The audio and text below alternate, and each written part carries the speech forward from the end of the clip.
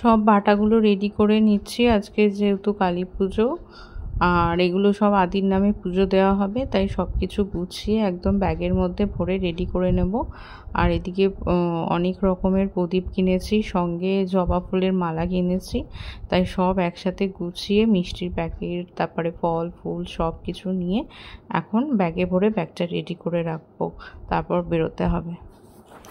Hello everyone, good afternoon সবাইকে। আজকে ব্লগটা স্টার্ট করছি দুপুর 3টে থেকে। আর এই হচ্ছে আমাদের ব্যাগ। আজকে যাব হচ্ছে শ্বশুরবাড়ি। আজকে যেহেতু কালী পুজো, যাওয়ার কোনো প্ল্যানিং ছিল না, কিছুদিন আগে থেকে প্ল্যানিংটা হয়েছে। তাই এই যে এটা হচ্ছে আমার ব্যাগ, নিচে আদির ব্যাগ আছে। এই তো কিছুদিন আগে ঘুরে এলাম, তারপরে আবার আজকে যেতে হচ্ছে কালী পুজোর দিন। কারণ হচ্ছে আদির কাম্মি ওর জন্য মানত করেছিল, তাই ওটা এই বছর দেবে বলে ওই জন্য আদিকে যেতে হচ্ছে। তো একবারে ভাইফোঁটা কমপ্লিট করে তারপর আমরা আসবো। আর এদিকে আমি রেডি হয়ে গেছি, এখন তাড়াতাড়ি করে বেরোবো। 2-3টে জায়গায় বাটা দিতে হবে, দিয়ে একবারে বাড়ি যাব। চলো তোমরাও আমার সঙ্গে চলো, কিছুদিন আগেই ঘুরে এলে, আবার আজকে চলো আমাদের সাথে বাড়ি। আর একটা মজা হয়েছে কি, আদি আগের বার যেহেতু মাকে ছাড়াই গেছে, তো এইবারও মাকে আমরা নিয়ে যাচ্ছি না, মানে মাকে যেতে হচ্ছে না আর কি। তো আদি ওর মাকে ছাড়াই যাবে, দেখি এখন কি করে।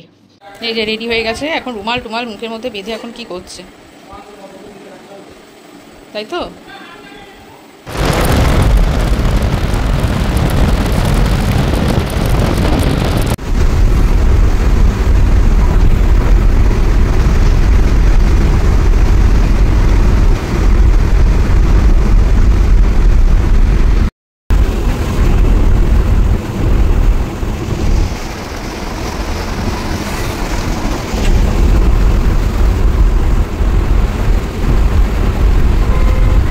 নবগ্রামে যে কালী মন্দিরটা আছে, সেই কালী মন্দিরটা কালী পুজোতে পুজো হয়, আর ওখানে খুব বড় একটা মেলা বসে।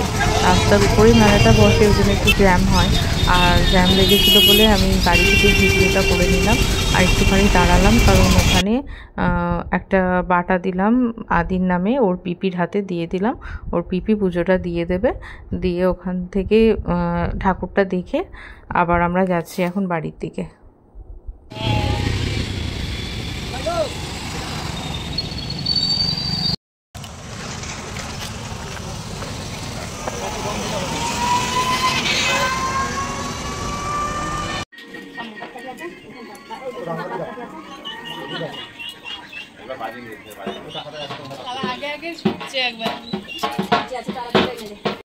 ওখানে 3-4টে কালী পুজো হয়, তার মধ্যে এটা একটা খুব জাগ্রত কালী ঠাকুর।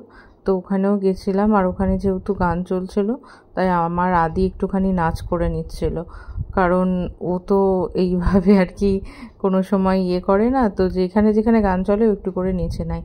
তারপরে চলে গেছিলাম আদির যেখানে মানত ছিল, ওর কাম্মি যেখানে মানত করেছিল সেই কালী মায়ের কাছে। তো সেখানে গিয়ে আদির পাপা আদি সবাই ধূপকাঠি জ্বাললো। তারপরে সেখানে মানতের যে টিপটা মানত করা হয়েছিল সেটা দেওয়া হলো, সেখানে পুজোর বাটাগুলো দেওয়া হলো। এই যে আমার আদি এখন প্রণাম করছে। তো কালী মাটা খুব জাগ্রত, আমি কোনো বছর, এত বছর বিয়ে হয়েছে আমি দেখিনি।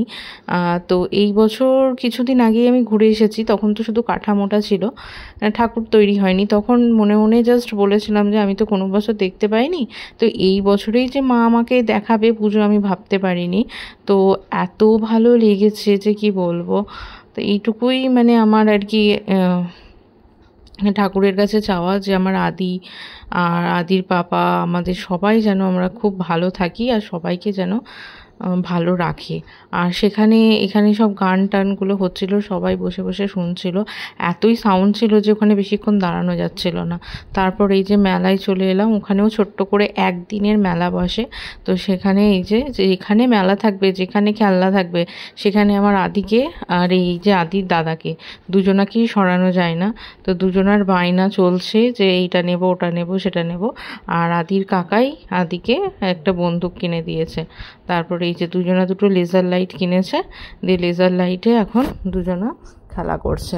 আর এত পোকার জ্বালাতন, বাপরে, না বসতে পারছি না উঠতে পারছি, এরকম মানে জামার ভিতরে ঢুকে যাচ্ছে, কামড়ে দিচ্ছে, এই হচ্ছে কথা।